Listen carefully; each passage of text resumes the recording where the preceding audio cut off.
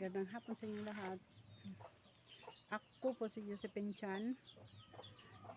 Nais ko pong i-share sa inyo ang aking nalalaman tungkol sa mga nag-o-online ngayon. Kunwari, mamimigay sila ng pera, tapos hindi naman totoo yun.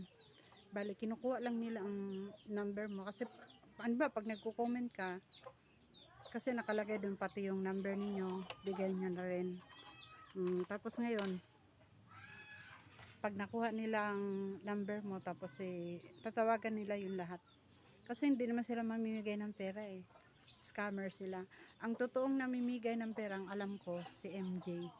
Yung pulis, si Palangga. Kasi nagbahay-bahay yan. Alam natin lahat, halos lahat yung mga nag-i-FB na namimigay talaga siya ng pera. At saka si Wamos. Yan. Pero ang sabi ni Wamos, pag may nagpapanggap na siya yon, kailangan siya mismo ang magsasabi, lalabas sa bibig niya. Kaya minsan hindi sila nag-aano sa GCash, pinapano na niya sa Palawan. Kasi masigurado talaga, kasi sa GCash medyo ano pa doon eh. Minsan ginagamit na lang ang ano ni Wamos para maniwala ang tao. So ngayon, magsisend sila ng, magte-text sila. Tapos sasabihin meron akong 6 na number. Minsan ang tao kasi may paggalito sa sobrang excited. So, nabibigay nila yon. So, ang laman ng GCash mo lahat, makukuha nila. Limas.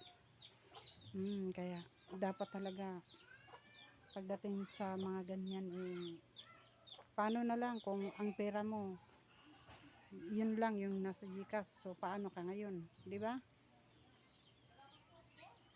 Napakahirap talaga ng panahon ngayon. Sige, yun lang isi-share ko sa inyo. Mag-ingat-ingat kasi yung mga iba, hindi ko alam kung vlogger yan o imbes na mamimigay sila ng pera, silang namimera. Kasi dati sa FB lang yan na nagpo-post sila. Nagpo-post ng sa FB, kaso ngayon nasa video na magbibilang-bilang sila ng pera. Ano sila, parang mga scammer na talaga yan, nakapasok yan sa Facebook. Mga scammer na sila. Tapos linlangin nilang tao. Tapos siyempre ang tao naman nanonood, magko-comment. Kaya ingat-ingat na lang tayo. Kung hindi natin talaga kilala ang tao na siya ay namimigay ng pera, huwag na tayo mag-comment. Di ba? Para wala na lang mapahamak. Hindi totoo. Hindi totoo. Bali, kinukuha lang nila ang ano mo para, tapos kunwari ilalagay ng pera.